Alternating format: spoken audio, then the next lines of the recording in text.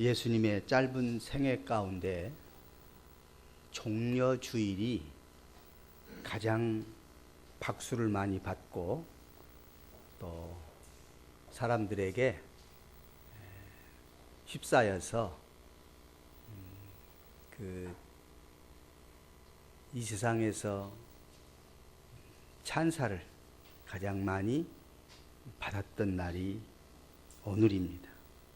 그리고 오늘이 지나면 바로 내일부터 이제 십자가의 길을 걸어가게 되십니다.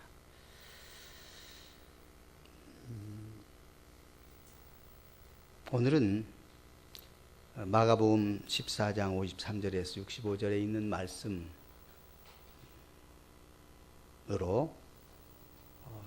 대제사장의 질문과 그에 대한 예수님의 대답에 대해서 말씀을 나누고자 합니다. 그때 당시 세계는 로마가 제패하고 있었습니다. 그래서 로마의 식민지 국가들은 사형 집행 외에는 다른 사법적인 문제는 자율에 맡기는 그런 일을 하고 있었습니다. 지금 유대도 바로 로마의 식민지였기 때문에 이 사형 제도만큼은 자기들 마음대로 할 수가 없었습니다.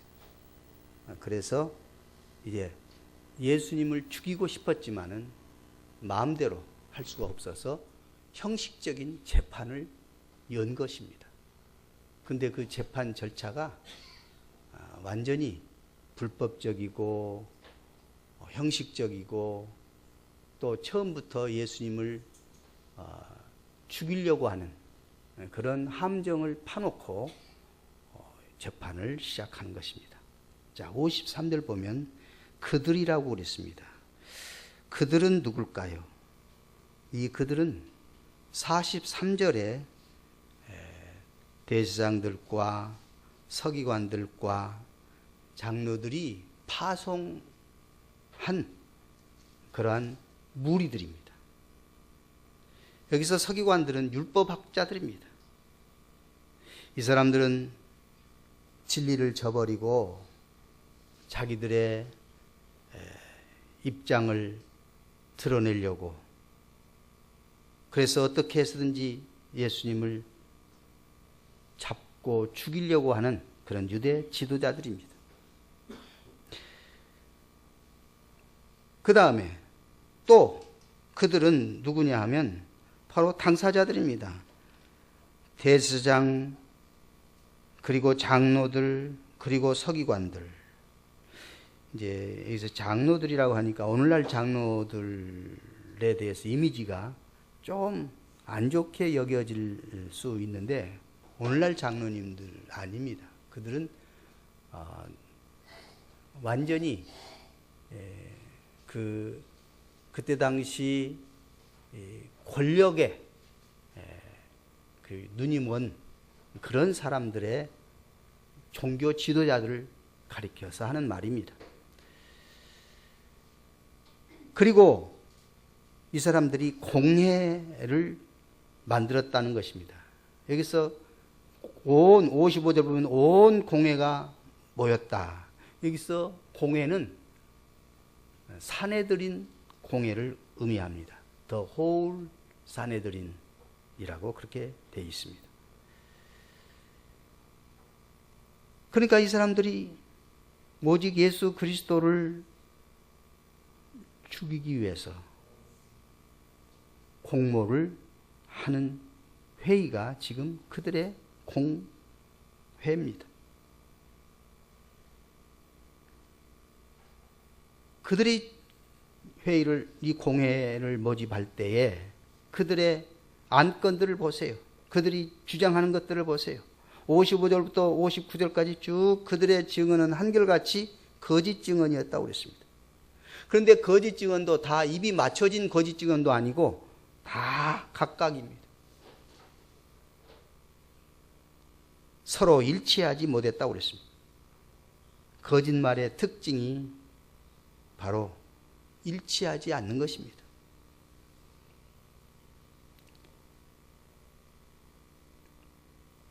유대교 율법은 사형 선고를 내리려면 적어도 두 사람의 증인이 없으면 성립이 안 되는 것입니다.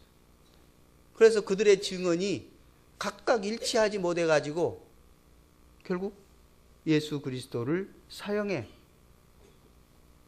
해당된다고 재판을 할 수가 없는 겁니다. 그래서 대제사장이 예수님께 질문을 하는 겁니다.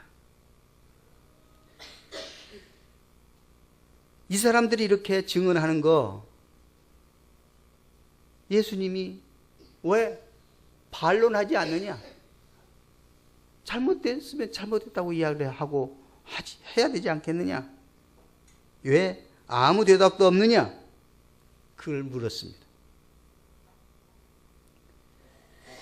이 사람들이 너를 치는 그 증거가 옳냐? 그러냐? 어떠냐? 하는 겁니다.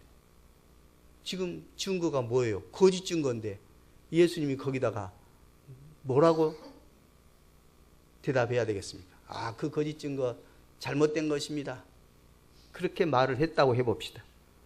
그러면 또 예수님이 거짓 증거에 대해서 반박했다고 또 벌떼같이 일어날 겁니다. 어떻게든지 예수님의 말씀을 그들은 들으려고 하지도 않는데 대제사장은 지금 예수님 말꼬리를 잡기 위해서 아무 대답도 없느냐? 너를 치는 증거가 어떠하냐? 물었던 것입니다. 예수님이 뭐라고 대답했어요? 아무 대답도 아니했다 그랬습니다. 침묵하셨다 그랬습니다. 아무 대답도 아니했다.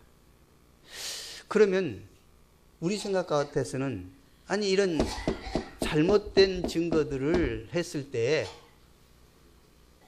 아니라고 일방에 그냥 그 사람들을 딱 제압해서 그렇게 했으면 좋을 것 같은데 예수님은 왜 아무 말 안 하셨을까요?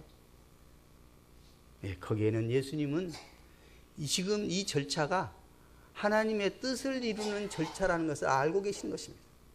다시 말하면 주님의 때가 지금 됐어요. 그래서 예수님은 십자가를 향하여 가고 있는 과정에서 지금 이 재판이 이루어지고 있는 것을 깨닫게 되는 것입니다. 그래서 예수님은 침묵하신 거예요. 또 하나, 예수님에 대해서 지금 이들의 거짓 증언들이 사실상은 일고의 가치도 없는 것이지만은 예수님의 하시는 말씀과 행동에 대해서 왜곡하는 그런 모습을 볼 수가 있는 것입니다. 예를 든다면 성전을 헐어라. 그러면 예수님이 다시 짓겠다고 하는 말씀이 있었지요. 그래서 그걸 이야기를 한 거예요. 그런데 그것도 서로 일치가 안 돼요. 예수님의 말씀을 왜곡하고 거짓으로 한 것인데, 자, 그러면 우선 예수님이 첫째 침묵하신 이유부터 한번 보겠습니다. 이사야 53장 7절 말씀, 자, 보겠습니다. 이사야 53장 7절입니다. 시작. 그가 곤욕을 당하여 괴로울 때에도 그의 입을 열지 아니하였음이며 마치 도수장으로 끌려가는 어린 양과 털 깎는 자 앞에서 잠잠한 양같이 그의 입을 열지 아니하였도다. 그러니까 이미 이사야서에 예언한 내용이 지금 이 상황에서 성취되고 있는 것인 것을 예수님은 아는 거죠. 그래서 예수님은 침묵하신 것입니다. 아무 말씀하시지 않습니다. 곤욕을 당하며 괴로울 때도 입을 열지 아니하고 마치 도수장은 짐승을 잡는 도살장이죠. 도수장으로 끌려가는 어린 양, 그리고 털 깎는 자 앞에서 잠잠한. 그래서 입을 열지 아니한. 예수님은 지금 입을 열지 않고 계신 것입니다. 또 아까 말했듯이 이제 예수님이 하신 말씀, 이 성전을 헐라 내가 3일 만에 짓겠다 하는 그 말씀이 요한복음 2장 19절에 하신 말씀이 한번 봅시다. 요한복음 2장 19절이에요. 뭐라 하겠습니까? 시작. 예수께서 대답하여 이르시되 너희가 이 성전을 헐라 내가 사흘 동안에 일으키리라. 자, 이 말은 예수님이 지금 어떤 의미예요? 이 성전을 헐라는 것은 누가 헐라는 것입니까? 누가 헐어야 되겠어요? 너희가 헐으라고 그랬잖아요. 그러니까 유대인들, 너희들이 이 성전을 헐어라. 그러면 사흘 동안에 내가 일으키리라. 여기서 이 말은 지금 46년 동안 지은 그 성전을 지금 때려 부숴라, 무너뜨려라. 그러면 내가 직접 이것을 짓겠다. 그 뜻이에요? 아니잖아요. 이 말은 예수님이 성전이 자기 몸이 성전이라는 것을 보여주기 위해서, 가르쳐 주기 위해서 하는 말씀이에요. 이 율법과 그리고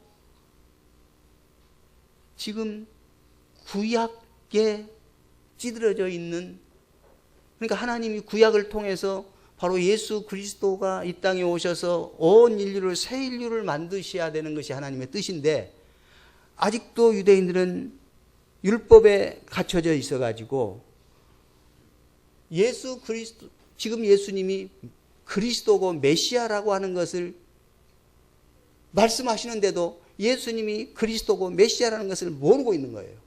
그래서 예수님이 그리스도라는 것을 가르쳐 주시기 위해서 이 성전을 헐어라.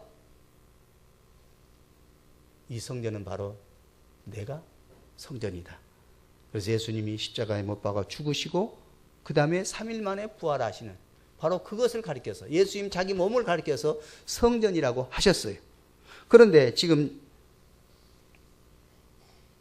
이 재판정에서 하는 사람들의 거짓 증언을 자 보겠습니다.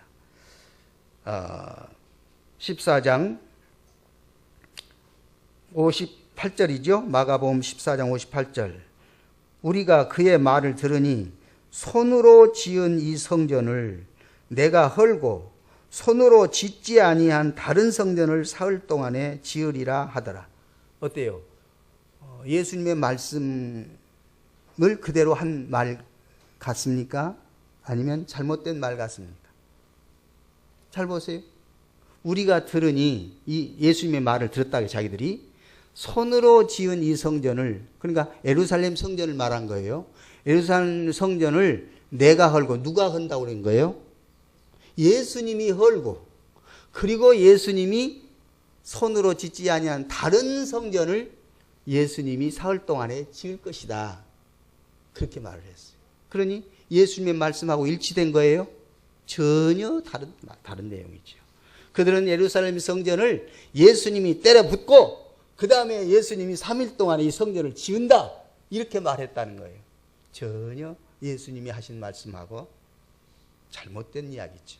예수님은 이 성전은 예수님 자기 몸을 가리켜서 이 성전은 무너지고 예수님이 부활하시고 새 성전을 이루신다는 말씀인데, 여기서는 예루살렘 성전을 붓고 다시 예루살렘 성전과 같은 똑같은 다른 성전을 짓는다, 이렇게 말했다는 거죠.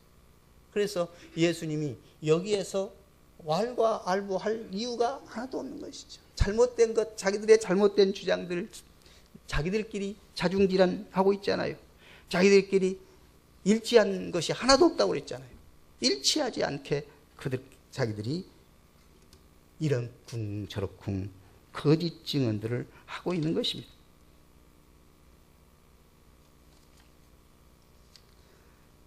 이 거짓 증언자들이 하는 말은 마치 예수님 자신이 이 예루살렘 성전을 무너뜨릴 계획을 가지고 계신다. 그러니까 그들에게 선동을 하는 거죠. 예수님이 예루살렘 성전을 그냥 파괴시킬 계획을 가지고 계신 예수님이다. 그러니 그 예수님을 그대로 놔둬서는 안 된다. 그런 표현인 것입니다. 그 예수님은 침묵하시고 아무 대답도 안 하셨습니다. 그러니 대제사장이 답답했죠. 그때 당시 대제사장은 누구였느냐 하면 요한복음 18장을 보면 예수님을 체포해가지고 먼저 안나스 대제사장, 곧 현직 그 직전 대제사장이 안나스였어요. 이 직전 대제사장에게 먼저 데리고 갔어요. 그리고 그 다음에 현직 대제사장, 곧 누굴까요? 가야바. 그러면 가야바의 장인이 그 앞에 전직 대제사장이에요. 안나스였어요. 그래서 안나스 그 다음에 가야바에게 와서 지금 이 신문을 받고 계시는 것이죠. 그래서 가야바가 묻는 말입니다. 대제사장이 네가 예수님을 향해서 하는 말이에요. 네가 찬송받을 자의 아들 그리스도냐? 그 말에 예수님 침묵하셨을까요? 성경 보세요. 어때요? 침묵하셨어요? 이 말에는 예수님 침묵하지 않으셨어요. 왜 그랬을까요? 아니 다른 말은 지금까지 다 다른 거짓 증언 이런 것들은 침묵하셨는데 찬송받을 자의 아들 그리스도냐 그러니까 뭐라고 했어요? 내가 그다. 나는 그리스도다고 정확하게 내가 그다 말을 했어요. 그 다음에 두 번째로 또 무슨 말씀하셨어요? 내가 권능자의 우편에 앉을 것과 영광으로 오시는 예수님을 너희들이 볼 것이다. 예수님의 정체성에 대해서는 확고하게 말씀하신 것입니다. 그러면 여기서 대제사장이 묻는 질문이 찬송받을 자의 아들 그리스도냐라고 할 때 지금 유대인들은 대제사장을 이슈로 해서 모든 공회원들과 유대인들은 정말 찬송받을 자의 아들 그리스도를 기다리고 있는 것입니다. 곧 이 그리스도는 누구냐 하면 메시아를 가리키는 말입니다. 그러니까 그들은 모두 다 메시아를 기다리고 있는데 우리가 기다리는 메시아 네가 맞냐? 이 말입니다. 그러니까 예수님이 그렇다. 내가 그다. 나는 그리스도다. 그러니까요. 우리는 분명히 지난번도 몇 번 여러분들에게 말씀을 드렸습니다마는 그리스도라고 하는 예수가 오셨어. 그리고 예수님의 지상 사역은 그리스도라는 예수 그리스도의 사역이었습니다. 그 예수를 유대인들은 그 예수님이 그리스도라는 것을 모르는 거예요. 그리스도라는 것을 캐치를 못하는 거예요. 그래서 인간 예수로만 생각하고 있었는데 예수님이 그리스도라고 말하니까 자기들은 헷갈린 거죠. 그래서 지금 최종적으로 또 묻는 겁니다. 네가 정말 그리스도가 맞냐? 그렇다니까. 내가 그리스도다. 내가 메시아다. 우리 민족이 기다리고 고대하던 그 그리스도 맞냐? 그렇다. 내가 구원자다. 메시아다. 확고하게 말씀하시는 것입니다. 예수님은 이때 침묵하지 않으셨습니다. 만약에 한번 가정을 해봅시다. 가정은 별로 의미 없는 가정이지만은 만약에 예수님이 자기의 안일함과 편안함과 그리고 여기서 고통을 면할 수 있는 비결이 있다면 이때도 노 코멘트 침묵해버리면 될 거 아니에요. 네가 그리스도냐? 아까 침묵했던 것처럼 아무 대답도 안 하고 가만히 있었어. 그러면 어떻게 되겠어요? 자기들이 묻는 것이 아무런 의미가 없어지고 말았어요. 대제사장에 묻는 그 질문이 의미가 없는 거죠. 다시 말하면 예수님은 그 순간 고통을 모면할 수도 있고 우리들이 재판을 열어서 다 해보니까 거짓 증언만 나오고 마지막 예수님이 그리스도냐고 물었는데 예수님이 아무 말씀 안 했다. 그러면 야, 우리 이제 우리의 계획이 수포로 돌아갈 수밖에 없다 하고 그냥 예수님을 풀어버릴 수도 있는 아마 그 순간일 수도 있었을 것입니다. 예수님은 그걸 원치 않으셨습니다. 자신의 안락함이나 자신의 성공이나 이 세상적인 삶을 영위하고 싶지 않으셨던 것입니다. 예수님에게는 오로지 하나님을 기쁘시게 하고 하나님의 뜻을 이루기 위해서 하나님의 뜻에 절대적으로 순종하여 인류의 구원을 이루어야 하는 오로지 한 가지 목적을 향하여 여기까지 왔고 지금 재판정에서도 예수님이 그리스도란 말을 정체성을 확고하게 드러냈던 것입니다. 예수님이 지금 이 상황에서 예수님 자신이 정확하게 정체성을 나는 그리스도라고 밝힌 이유가 이미 겟세마네 기도회에서 예수님이 하나님 앞에 기도하실 때 하나님, 이 잔을 나에게서 옮겨주시면 안 되겠습니까? 내 육신적인 솔직한 원함은 이 잔을 안 받고 싶은 것이 내 원함입니다. 하지만 하나님 원대로 하십시오 하고 하나님의 원대로 되는 것이 하나님의 뜻인 것을 예수님 확고하게 깨닫고 그리고 지금 예수 그리스도가 그리스도라는 것을 밝혔다는 말씀입니다. 겟세마네 기도에서 이미 승리하셨기 때문에 예수님의 마음은 결코 세상에 있지 않고 자기 안일과 자기 성공에 얽매인 것이 아니라 하나님의 영광과 하나님의 나라를 이루고 여러분과 저의 죄를 용서하시고 깨끗게 하시기 위한 그 뜻에만 전념하셨다는 말씀입니다. 예수님은 내가 크니라, 내가 크니라, 곧 내가 그리스도니라. 다시 말하면 대제사장이 네가 그리스도냐 할 때 그래 그리스도, 내가 그 그리스도, 그 그리스도 그다. 예수님이 이 말씀을 하시면 바로 오는 것이 죽음인 것을 모르셨을까요? 아시잖아요. 내가 그라고 정확하게 밝히면 바로 사형 선고가 이루어질 수 있는 바로 그런 순간에 예수님은 자기 정체성을 밝히신 것입니다. 죽음을 불러올 것을 분명히 아시면서 그렇게 밝히셨습니다. 그리고 예수님 말씀합니다. 인자가, 여기서 인자라는 그리스도를 말합니다. 그리스도가 권능자의 우편에 앉는 것과, 여기 권능자는 하나님이죠. 하나님의 우편에 앉는 것과 그리고 하늘 구름을 타고 오는 것을 너희가 보리라. 예수 그리스도께서 여러분과 저를 위해서 십자가에 못 박아 죽으시고 부활하시고 승천하셔서 우리의 구주가 되신다는 것을 말씀하신 것입니다. 예수님은 죄인을 향한 사랑을 변함없이 선택하시고 계시는 것을 알 수가 있습니다.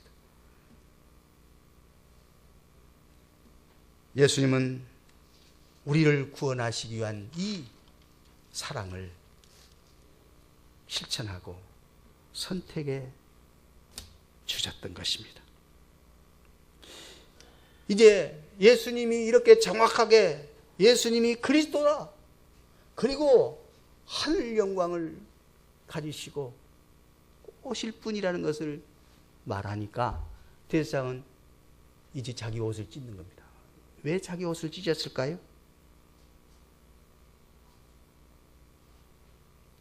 이 제사장은 예수 그리스도가 그리스도라고 정확하게 밝힘으로 말미암아 이제 제대로 걸렸다, 그겁니다. 그리고 옷을 딱 찢는 거예요. 옷을 찢는다는 것은 비장한 각오와 결단 아니면 옷을 찢는 법이 없잖아요.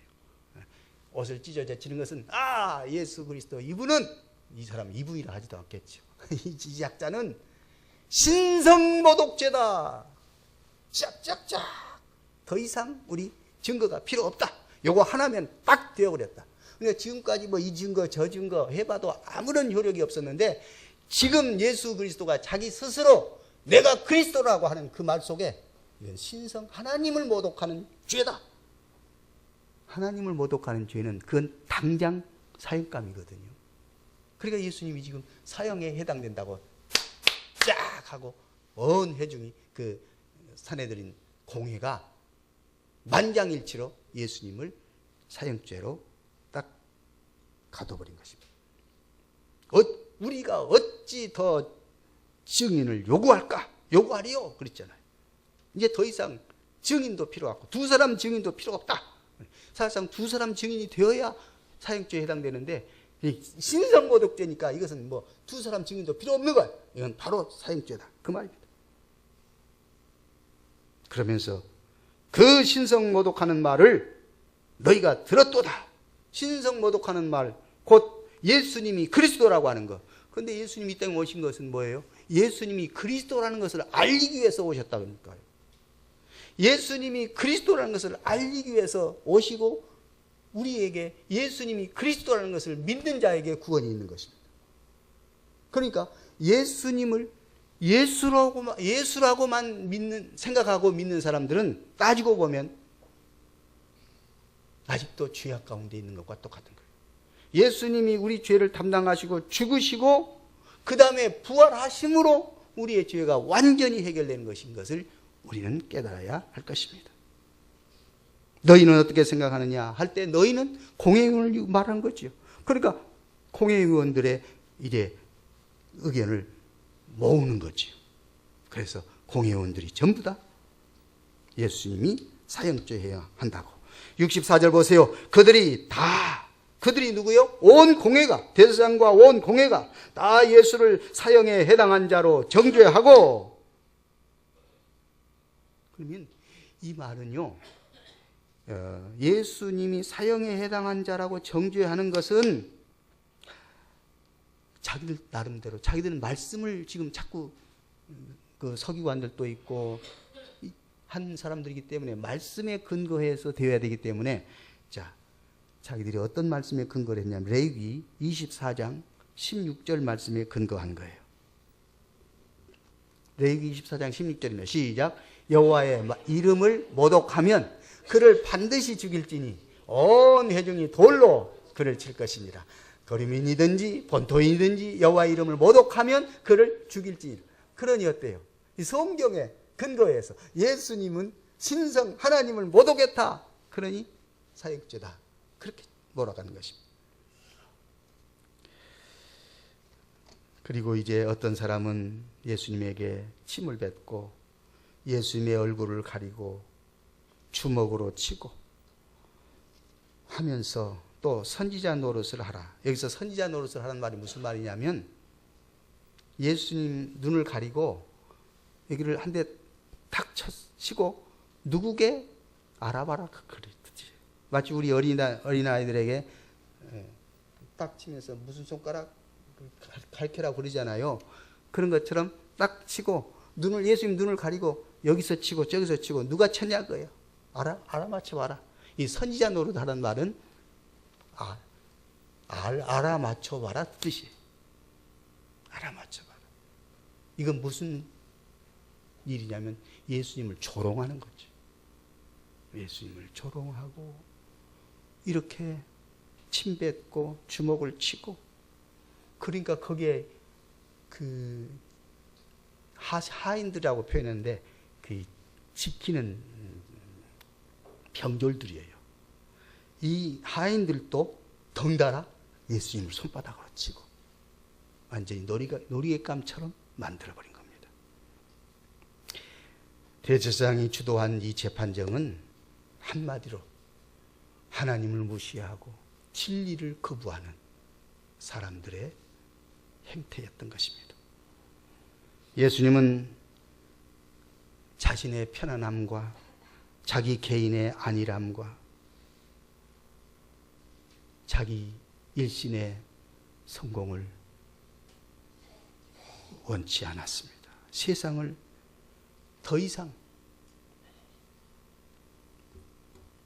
세상 안에 머문 것이 하나님의 뜻이 아닌 것을 깨닫게 된 것입니다. 오직 하나님의 뜻을 이루고 하나님의 뜻에 순종하는 데만 전념을 하셨습니다. 예수님 자기 자신을 죽이려고 하는 사람들까지도 용서하시는 주님.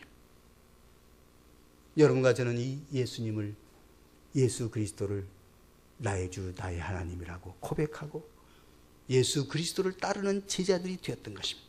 되었지 않습니까? 그렇다면 우리도 어떻게 살아야 될까요? 예수 그리스도의 마음이 우리의 마음으로 전달이 되어야 되지 않겠습니까? 예수 그리스도의 사랑이, 우리의 사랑이 드러나야 되지 않겠습니까? 용서하고 사랑하는 것입니다. 나를 괴롭히는 사람도 바로 그 사랑으로 용서해야만 할 것입니다. 예수 그리스도 그분이 성령으로 내 안에 계시기 때문에 우리는 이 소망 안에서, 이 사랑 안에서 혹시 이 땅에서 불편하게 산다 해도 너무 실망하며 살 이유가 없습니다. 어떤 사람은 좀 여유 있게 편안하게 산다 해도 그것을 자랑하거나 교만할 필요도 없습니다. 오직 하나님의 영광과 하나님의 나라를 구하는 삶을 우리 모두 살아갈 수 있기를 힘쓰는 거룩한 주님의 제자들로 살아갈 수 있기를 주의 이름으로 부탁합니다. 물론 이 땅에서 우리는 사는 동안에 열심으로 살아야 됩니다. 이 땅에 살면서 예수를 믿는 사람들이, 예수님의 제자라고 하는 사람들이 나태하게 살고 무질서하게 살고 부도덕하게 살고, 이것은 절대로 주님이 원하시는 삶이 아닙니다. 우리는 열심히 살아야 됩니다. 이 땅에 보내신 하나님의 뜻을 이루기 위해서 우리 최선의 삶을 살아갈 수 있기를 원합니다. 그러나 한 가지 분명히 알아야 될 것은 이 세상의 기준에 지배받지 말고 오직 하나님 나라와 하나님의 의를 먼저 구하며 열심히 살고 최선을 삶을 살아라, 그 말씀입니다. 구차하게 이 세상의 것을 탐내고 이 세상의 기준대로 취하고 이런 일은 우리에게 있어서는 안 될 것입니다. 오늘 우리는 종려주일, 주님이 최고의 영광을 받으시나, 그러나 그것, 예수님이 이 세상에서 영광 받으시고 찬사 받고 박수 받는 것이 무슨 의미가 있습니까? 의미가 없습니다. 오직 예수님은 십자가를 지는 것이 예수님의 뜻이고 그 십자가가 바로 우리에게 생명이 된다는 것을 깨닫고 이 생명 안에서 우리 주님을 사랑하고 주님의 사랑이 우리 주변 다른 사람들에게 드러날 수 있는 이런 은혜의 삶을 살아갈 수 있도록 힘쓰고 기도하는 여러분과 제가 되기를 우리 주 예수 이름으로 축복합니다. 기도하겠습니다. 하나님